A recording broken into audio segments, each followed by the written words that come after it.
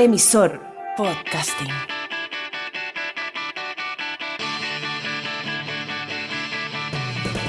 Para el desgraciado Mundial de Bielsa con Argentina el 2002, no todos los recuerdos del rosarino son malos. Tampoco parece ser de esos entrenadores cabaleros que cuando les va mal jamás repiten fórmulas y hasta se alejan de lugares o camarines que pudieran invocar cosas malas. Digo esto porque Argentina para esa Copa del Mundo se concentró previamente en un lugar que deslumbró a Bielsa.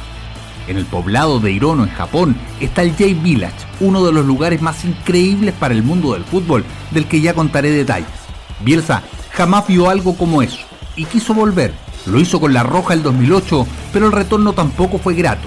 Se escribió ahí una de las páginas que peores recuerdos le traen en su paso por Chile. Una historia que pudo ser apenas una anécdota, pero que lo sacó completamente de sus casillas, que hizo aflorar una cara para la gran mayoría desconocida y donde hasta casi 2 años después aún buscó revancha. Soy el emisor Rodrigo Vera y los invito a partir de ahora a recorrer el episodio 6 del lado Bielsa, en todas las caras del loco. Este es el día que Marcelo Bielsa salió a la práctica sin dientes y su relación con los medios chilenos se pudrió para siempre. Es un poco ambivalente, pero el fútbol tiene esas cuestiones, ¿no?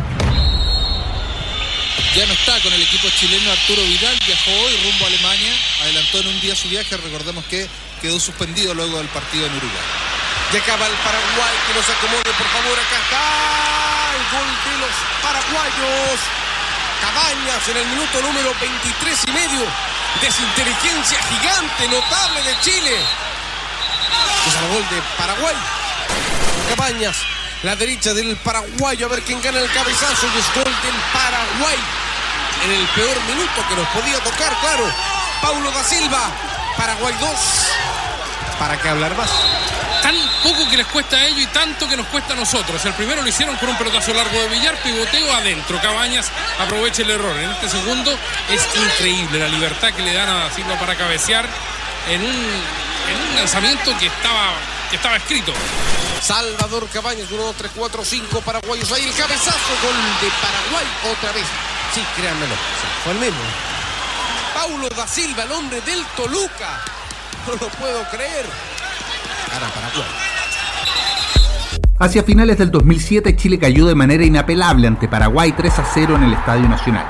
Es cierto que el equipo jugaba distinto, que iba al frente, pero también se daba cabezazos y duro, como el de esa noche. Se cerraba el primer año de clasificatorias rumbo a Sudáfrica y solo se habían cosechado 4 puntos en 4 fechas. El inicio era numéricamente malo. La Roja, al cabo del primer año, no entraba en zona de clasificación y aunque el arribo de Bielsa no estaba en duda y sería absurdo decir que pendía de un hilo, sí es verdad que había nerviosismo. Se le notaba a él y a Luis Bonini, que andaba con un genio intratable. El formato y las fechas FIFA hacen que todo se transforme en una eternidad, sobre todo si las cosas no van bien. De noviembre había que esperar hasta junio del 2008 para volver a jugar por los puntos. Rápidamente la NFP concertó una gira a Asia para fines de enero, los rivales Japón en Osaka y luego Corea del Sur en Seúl.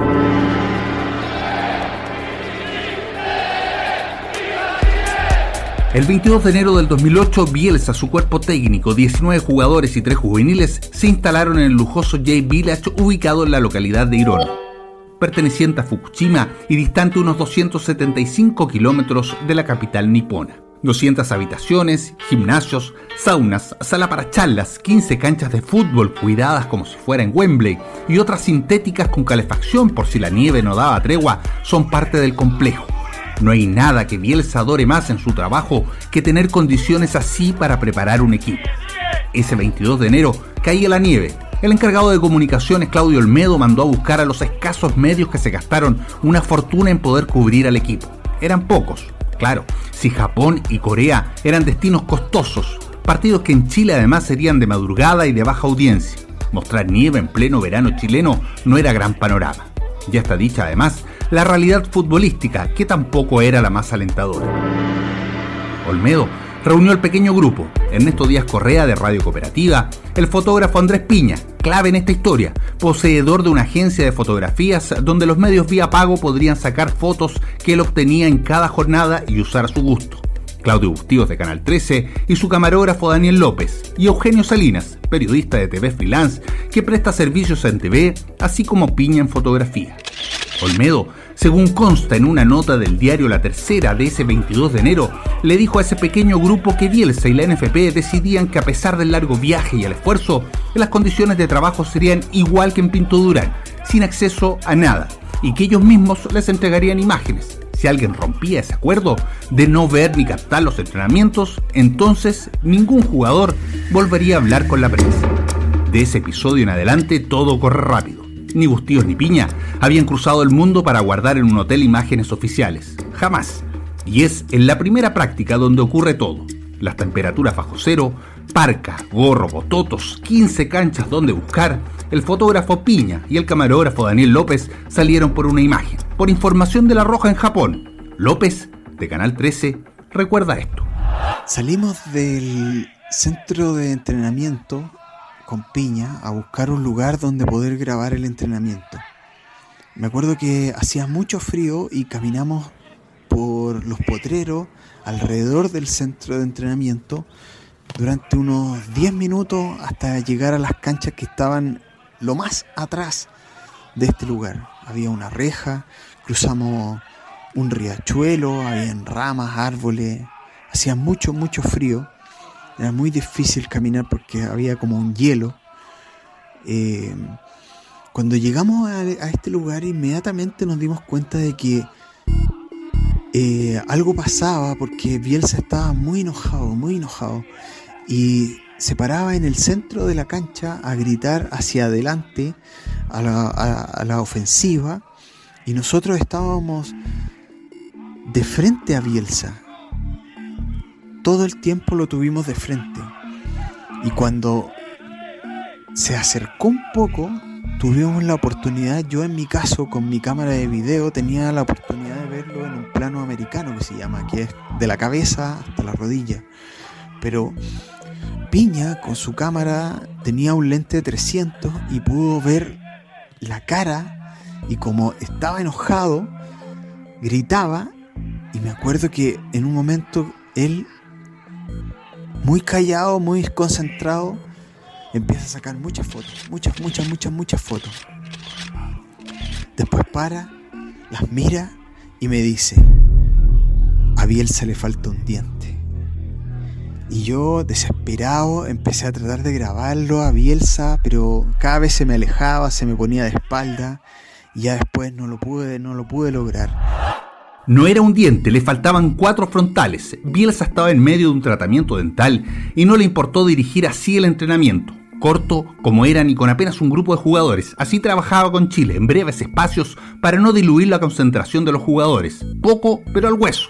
Bueno, el tema es que tal vez esa fue la razón por la que se anticipó y quería que todos estuvieran bien lejos. Andrés Piña, más que darle importancia a lo que había captado, estaba sorprendido, como es natural.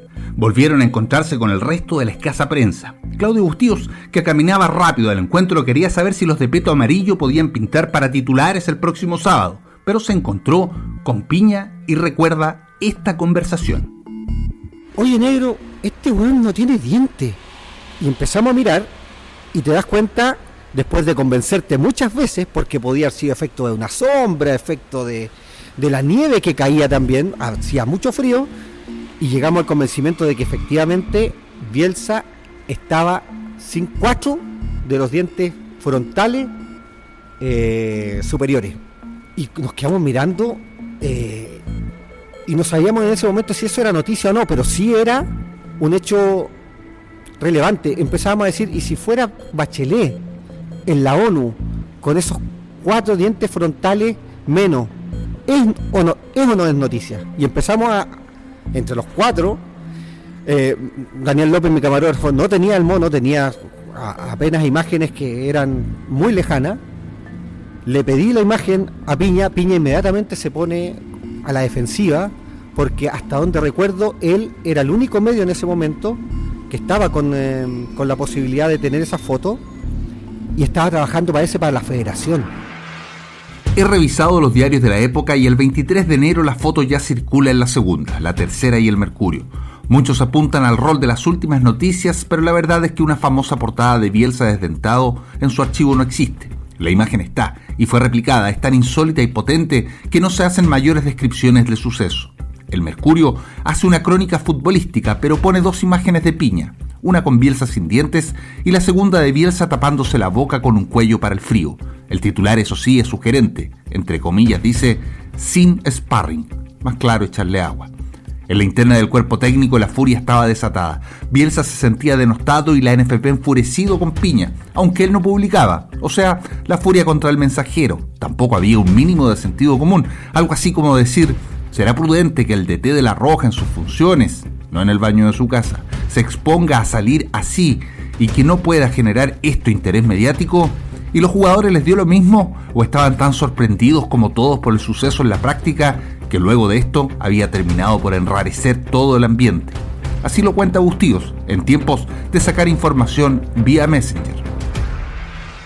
Pero una vez que se liberó esa foto, y por la diferencia horaria que existía, ya en la mañana o en la tarde chilena empezaban a tener la foto y las repercusiones. Nadie podía creer que el director técnico de la selección nacional, Marcelo Bielsa, no tuviera dientes, y empezaron a tejerse una serie de especulaciones de por qué ese día estaba así. Bueno, llegó un momento en que uno tenía que chequear la información, y la chequeamos con algunos de los jugadores en ese tiempo por Messenger, y el relato de uno de ellos fue, Claudio, nosotros tampoco lo podíamos creer, lo mirábamos como de reojo porque no queríamos hacerlo sentir incómodo, pero nuestros compañeros todos decían, a la vuelta de la práctica nadie hablaba de lo que habíamos hecho, sino que no tenía dientes Bielsa. Y claramente se generó toda una polémica porque Bielsa después salió muy enojado. Luis Bonini fue a preguntar a la prensa que estábamos, porque nos quedamos en un lugar, una sala de estar para guarecernos del frío, quién había sido el que había tomado la foto para pegarle un combo. Estaba muy, muy tenso el ambiente. De hecho, a partir de ese episodio, la gira, aparte con la diferencia horaria, aparte del frío, aparte de los partidos que eran muy chatos, muy planos, de los primeros partidos de la era Bielsa, fue una gira muy tensa en donde se prometieron las penas del infierno al reportero gráfico, se prometieron las penas del infierno al tratamiento de la información con el tema de Marcelo Bielsa, y al final lo que parecía ser un acierto fotográfico se transformó en un gran problema, porque desde Santiago, una vez que ven la foto, tus editores te pedían, oye, pero ¿por qué está así? La noticia no es la selección, la noticia es ¿por qué Bielsa está sin 4 de los chocleros? Así me decían, y uno tenía que hacer la guardia, esperar a que saliera el auto con Bielsa. Al final se tuvo que hacer un tratamiento en Irono, que es la ciudad que quedaba a unos 15 kilómetros del J Village, que es el lugar de entrenamiento. Nosotros tuvimos que seguirlo, tuvimos que hacer toda la gestión para tener la versión del dentista, que al final no la tuvimos, obviamente porque era todo muy solapado, pero claramente Marcelo Bielsa ese día tomó, no sé si una mala decisión de hacer ese entrenamiento, porque todo era novedad. El diario La Segunda, en su edición de ese 23, con la holgura que le daba la diferencia horaria con Japón, publica ambas fotos ya mencionadas, pero hace alusión al episodio y habla de la furia ya del entrenador en apenas un párrafo. Aquí cuenta la profunda molestia que la publicación había generado en el rosarino. No fue el centro de la nota, tal como ocurrió en los otros diarios. En televisión se hace a veces más complejo, la imagen es todo, y para Bustíos esa noche era imposible pasar por alto este episodio. Frente a la costa de Irono, las aguas del Pacífico se muestran más serenas que nunca, pero en la concentración de J Village, y pese a la amistosa presencia de algunos hinchas locales, la calma aún no llega a la selección chilena. Andá hasta la amarilla, andate hasta la línea, pegá la vuelta y entrá. Listo, una, da el pase, 6. ¡Mario! ¡Buena! ¡Despertalo, Jara, por favor!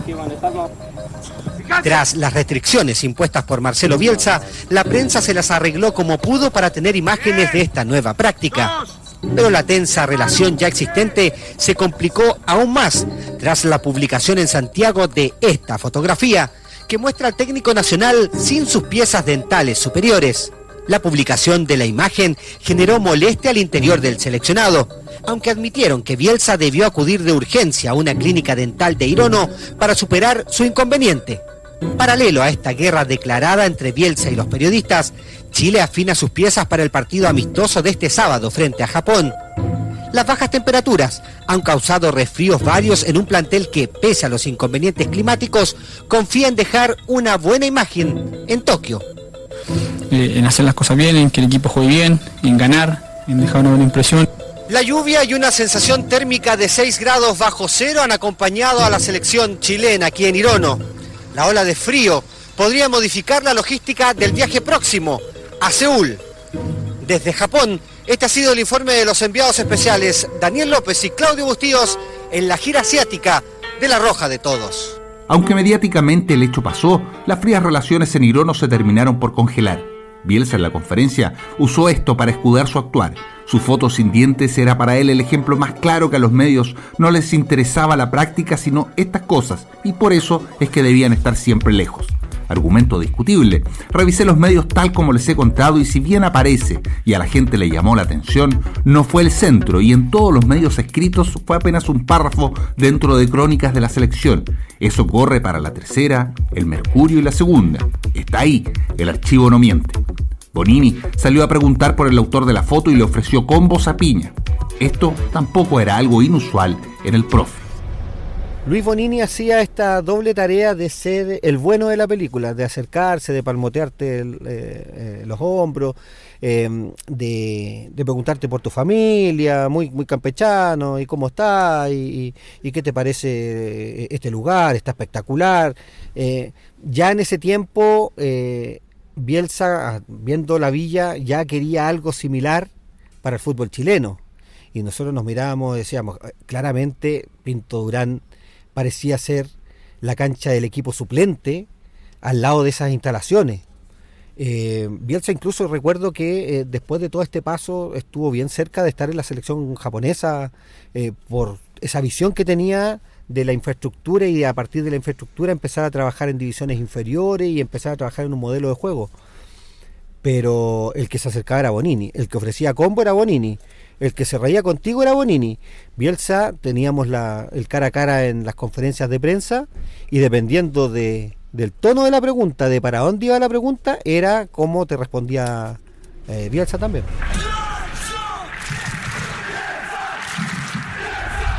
Por aquellos años la NFP no contaba con un fotógrafo propio para archivar cada paso de La Roja y le compraba a Piña y su agencia por lo que captaba. Se acabó esta relación de inmediato. Pero lo peor de esta historia y probablemente lo más desconocido es que las cosas no quedaron ahí.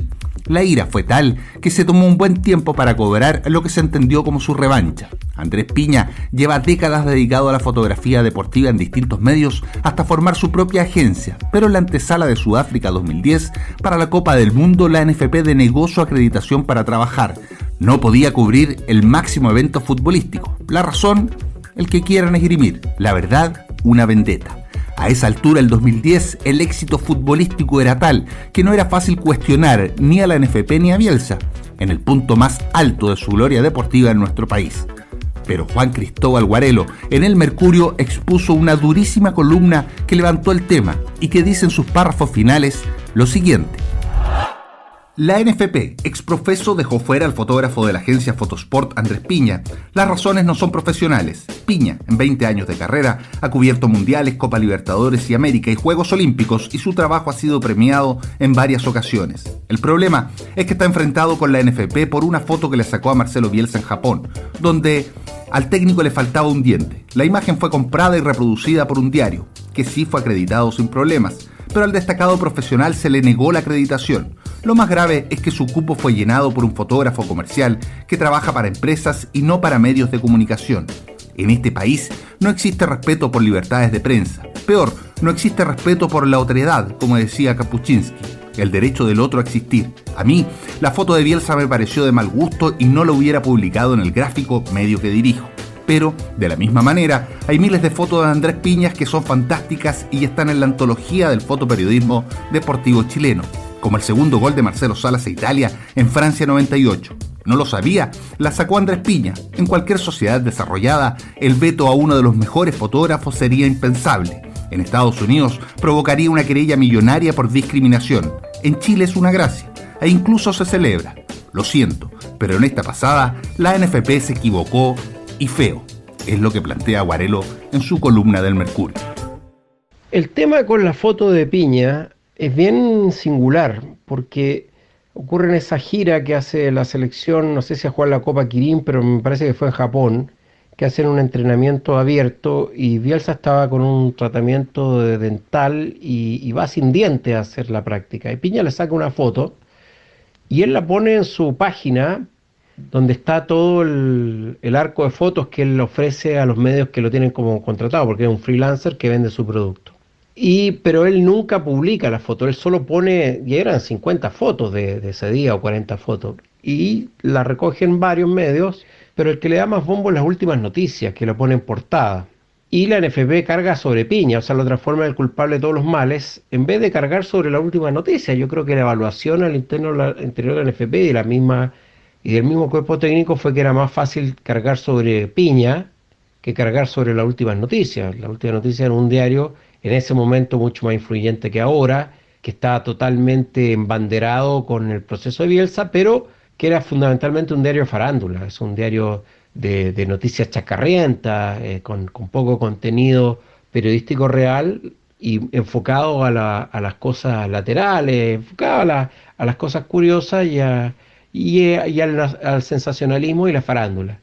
Entonces prefirieron no pelearse con la última noticia, que tenía varios plumas ultrabielcistas, y cargar sobre Piña, y después ya con varios episodios muy violentos. No querían darle acreditación, incluso Bonini le ofreció combos, pero como al estilo Bonini, en un túnel. En fin, demuestra el totalitarismo que funcionó la NFP. Lo que pasa es que los buenos resultados futbolísticos y la importancia de Bielsa como técnico termina tapando todo. Y yo soy de la idea que algo positivo no necesariamente atenúa algo negativo. O sea, ambas cosas coexisten y son la realidad y tenemos que vivir con ellas. Entonces, lo que se entendió en el cuerpo técnico de la NFP y en la directiva de la NFP, además Harold por su personalidad y Bielsa por su personalidad, dos hombres con tendencia a la paranoia, se potenciaron ahí.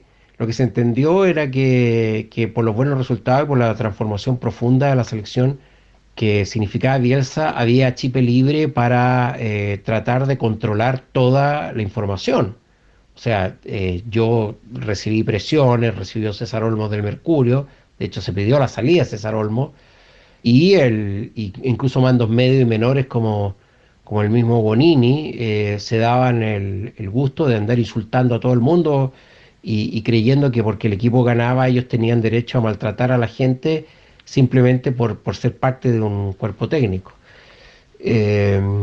Y uno de los principales afectados de esto fue Andrés Piña, se le quería negar la acreditación. Pero Piña solamente puso la foto en la torta de fotos que él ofrecía a los medios y el tema era quién los compraron. Pero siempre es más fácil matar al mensajero. Esta historia plantea varios temas con Bielsa. La mirada única sobre el personaje instaurada en Chile, casi sin matices y como un ser sin otras caras.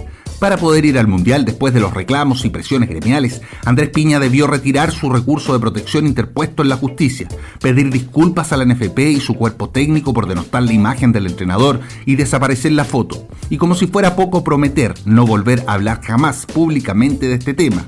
Por eso es que acá no está su testimonio.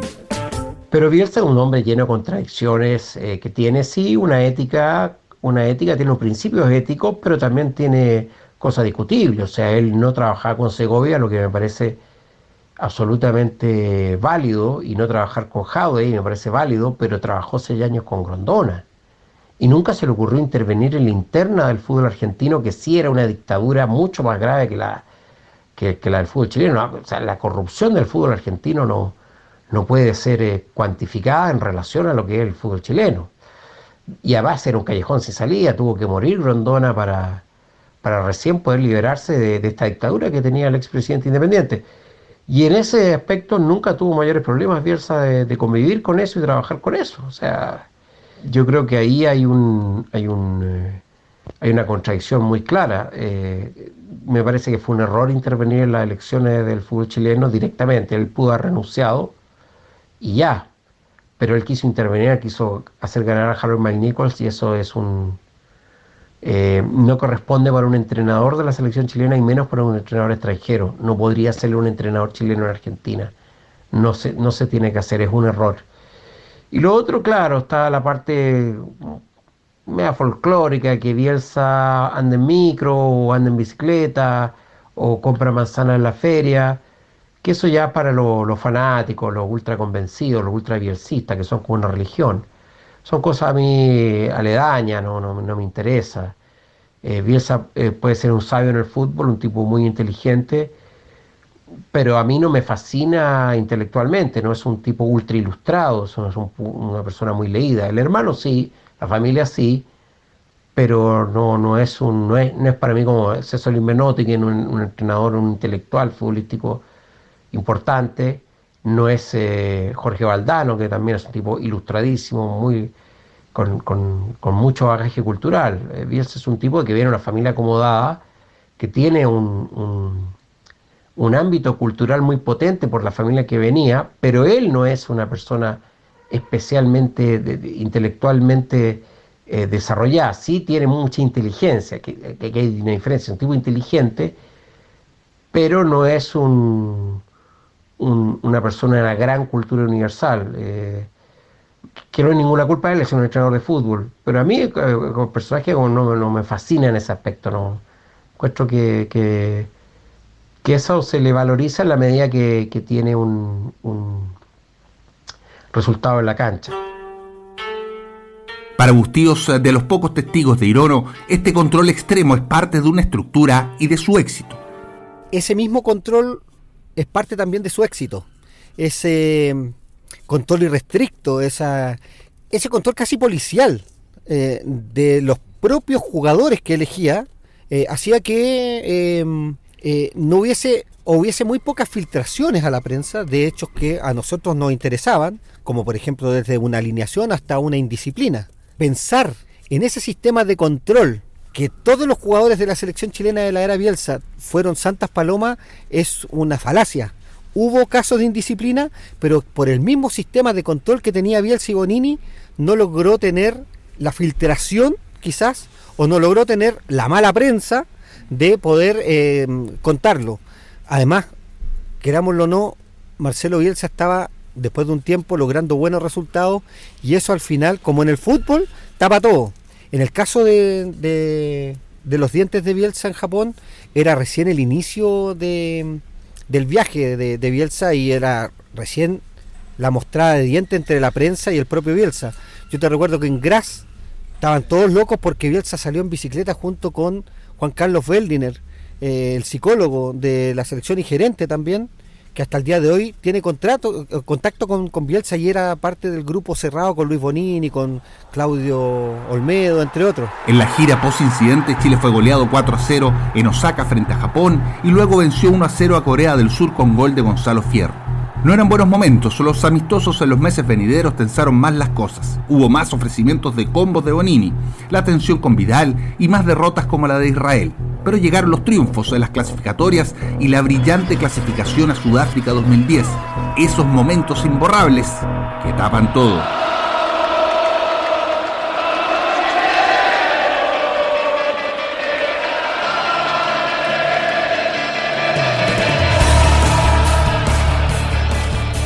Soy el emisor Rodrigo Vera, y el capítulo 7 volveremos a eso, a los goles, a los de Chupete, el gran goleador de la era Bielsa, y a su relación con el argentino.